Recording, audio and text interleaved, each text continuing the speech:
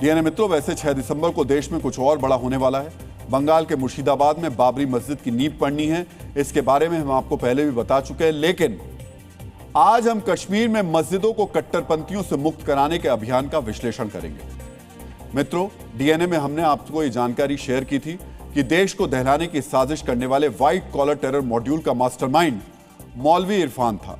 मौलवी इरफान नौगाम की मस्जिद में बैठकर आतंकवादियों का मॉड्यूल बना रहा था।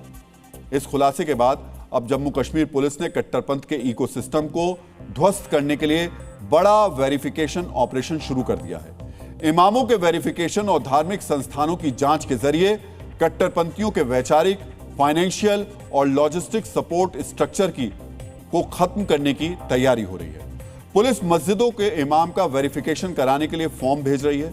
इस फॉर्म में इमाम से नाम और उम्र के साथ ही आधार नंबर और गाड़ी के रजिस्ट्रेशन की जानकारी मांगी गई है। यह पूछा गया है कि क्या इमाम ने विदेश यात्रा की है या उसके परिवार का कोई सदस्य विदेश में रहता है।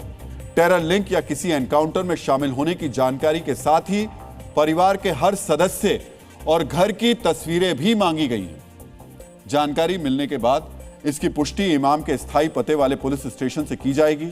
वेरिफिकेशन प्रोसेस से पुलिस जानकारी जुटा रही है कि मस्जिदों में तैनात इमाम का पहले कट्टरपंथी गुटों के साथ कोई कनेक्शन तो नहीं रहा है। खुफिया एजेंसियों ने अंदेशा जताया है कि जमात इस्लामी जैसे प्रतिबंधित संगठन मस्जिद और इमामों के जरिए अपना नेटवर्क फिर खड़ा करने की साजिश रच रहे हैं। कट्टरपंथियों के खिलाफ इस अभियान की स्थानीय इमाम सराहना कर रहे हैं। इस तरह की बात है या वो इस तरह के अपने हिसाब से जो मामला कर रहे हैं अपने डिपार्टमेंट, हम तो उसके कायल है, वो करे बिल्कुल। अगर उनको लगता है इस तरह की कोई बात है, बिल्कुल इस मामले में तो हम तो कानून के साथ देंगे। पुलिस वेरिफिकेशन का मकसद उन इमामों की जानकारी जुटाना है जो जम्मू कश्मीर में दूसरे राज्यों से आए हैं। रिपोर्ट्स के मुताबिक जम्मू कश्मीर में कुल 12,000 के आसपास मस्जिदें हैं। इनमें से 8,500 से ज्यादा स्थानीय मस्जिद हैं। जम्मू कश्मीर वक्फ बोर्ड के तहत 3,000 से ज्यादा मस्जिद हैं। राज्य में 5,000 से ज्यादा मदरसे हैं। मित्रों, अब जो हम आपको बता रहे हैं उसे ध्यान से सुनिएगा और समझिएगा।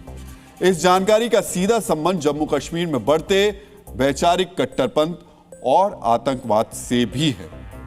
रिपोर्ट्स के मुताबिक 1990 के दशक में सूबे में 90% मस्जिदों में हनफी यानी सूफीवाद को मानने वाले इमाम थे। लेकिन 90 के दशक में जब दहशतगर्दी का माहौल शुरू हुआ तो मस्जिदों पर वहाबी यानी कट्टरपंथी सोच वाले मौलानाओं ने कब्जा कर लिया। यही कट्टरपंथी आतंकियों को वैचारिक खाद बीज सप्लाई करते थे। यही कट्टरपंथी युवाओं को बरगलाने, उन्हें अलगाववादी और आतंकी सोच में रंगते थे। इस दौरान कट्टरपंथियों ने नई मस्जिदें और मदरसे बनाए। खुफिया एजेंसियों के कट्टरपंथियों का केंद्र बनी उन मस्जिदों की संख्या जो जानकारी है उसके हिसाब से 5,000 के करीब है। मित्रों, कट्टरपंथियों का आश्रय स्थल बनी इन मस्जिदों में राज्य से बाहर के इमाम तैनात हैं। जम्मू कश्मीर में बाहर के इमामों को बुलाने का ट्रेंड भी 1990 के दशक में दहशतगर्दों ने शुरू किया। दरअसल कश्मीर की सूफी विचारधारा कट्टरपंथियों के लिए बड़ी चुनौती थी। इसीलिए कश्मीर की वैचारिक तासीर को बदलने के लिए बाहरी इमामों का सहारा लिया गया। कश्मीर के सूफीवाद को कट्टरपंथी वहाबी सोच से रिप्लेस करने के लिए बाहर से बुलाए गए इमामों को कश्मीरी इमामों की जगह तैनात कर दिया गया। आज जम्मू कश्मीर की करीब 60% मस्जिदों में बाहर से आए इमाम तैनात हैं। ये देवबंदी विचारधारा वाले कट्टरपंथी हैं।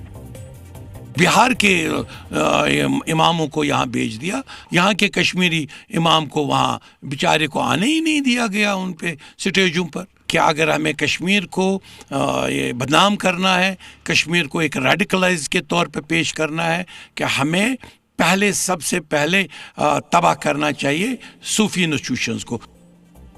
भारत से आए इमामों में से ज्यादातर पश्चिमी उत्तर प्रदेश और बिहार से हैं। कश्मीर में जो पहुंचे हैं पुलिस इनकी पहचान करना चाहती है।